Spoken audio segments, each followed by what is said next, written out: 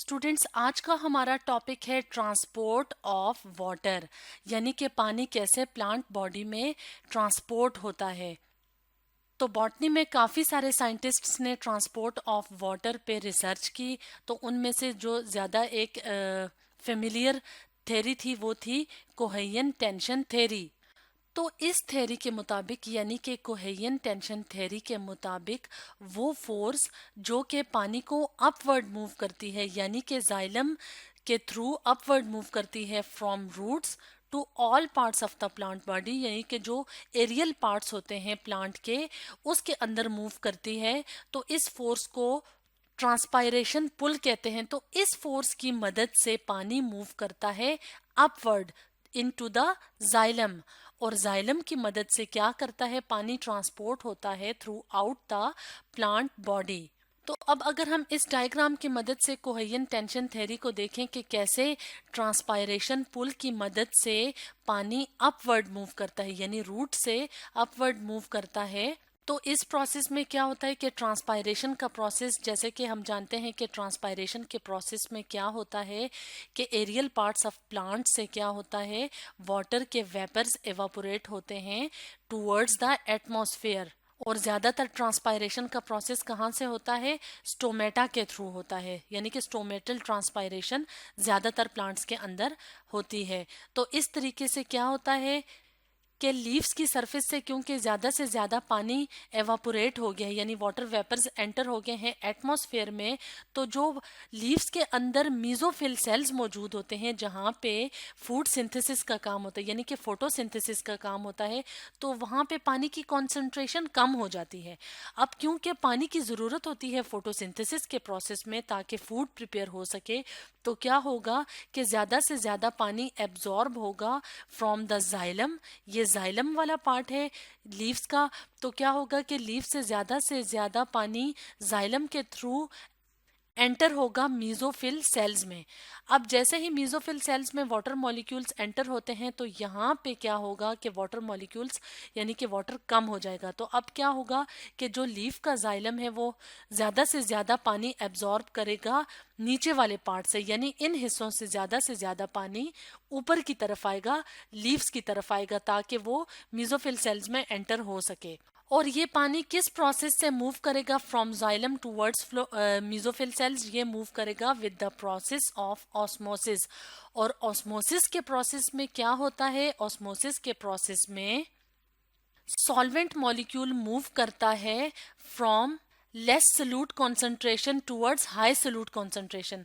अब mesophyll cells में high solute concentration होती है क्योंकि यहाँ पे क्या है, फूड प्रिपरेशन हो रही है, यानी कि यहाँ पे ज़्यादा से ज़्यादा शुगर मॉलिक्यूल्स बन रहे हैं, तो यहाँ पे सोल्यूट कॉन्सेंट्रेशन ज़्यादा होती है।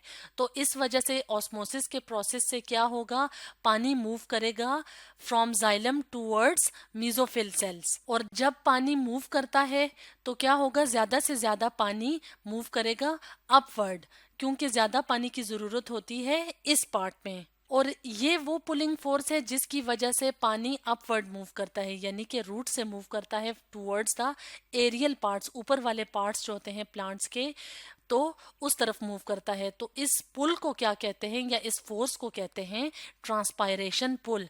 और यही वो फोर्स है जिसकी वजह से पानी मुसलसल मूव करता है from roots towards upper parts of the plant. और इस वजह से क्या होता है, एक टेंशन क्रिएट हो जाती है वाटर मॉलिक्यूल्स में।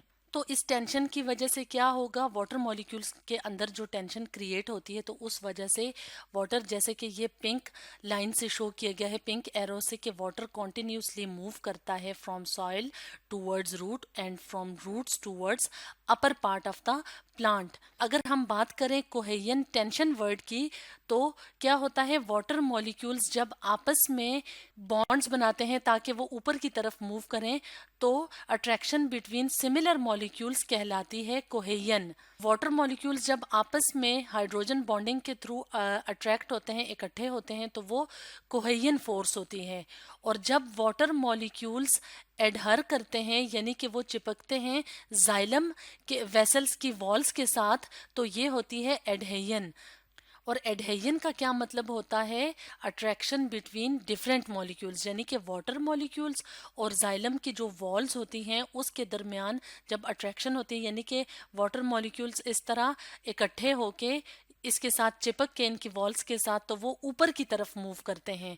तो इसलिए इस थ्योरी का नाम रखा गया कोहेजन टेंशन थ्योरी। अब अगर हम इस पार्ट को देखें तो क्या होगा कि जब लीव्स में टेंशन क्रिएट होती है तो वो ज़्यादा से ज़्यादा पानी विड्रॉ करते हैं स्टेम वाले पार्ट से। तो इसमें क्या होगा कि अब स्टेम वाले पार्ट में टेंशन क्रिएट हो गई है, और स्टेम वाले पार्ट में टेंशन कहाँ पे क्रिएट होगी है? वाटर मॉलिक्यूल्स के दरमियान। और वाटर मॉलिक्यूल्स जब यहाँ पे टेंशन क्रिएट होती है तो स्टेम वाला पार्ट ज्यादा से ज्यादा पानी एब्जॉर्ब करता है रूट वाले पार्ट से। और जब रूट वाले पार्ट में ज्यादा से ज्यादा टेंशन क्रिएट होती है, यानी कि जब जाइलम से पानी यहाँ मूव करता है तो यहाँ पे अब पानी कम है, तो क्या होगा? अब यहाँ पे पानी कम है तो वो क्या होगा? रूट ज्यादा से ज्यादा सॉइल से अपना पानी एब्जॉर्ब करेंगे। तो इस तरीके से एक मुसलसल एक कॉलम बनता जाता है और पानी लोअर पार्ट से अपर पार्ट की तरफ जाता है। तो इसको क्या कहते हैं? इस ड्राइविंग फोर्स को ट्रांसपायरेशन पुल कहते हैं। तो according to cohesion tension theory पानी कैसे मूव करता है? ट्रांसपायरेशन पुल या ट्रांसपायरेशन फोर्स के थ्रू पानी अपवर्ड मूव करता है और ट्रांसपोर्ट होता है throughout the plant body. तो स्टूडेंट्स, आज हमने पढ़ा ट्रांसपोर्ट ऑफ वाटर के बारे में।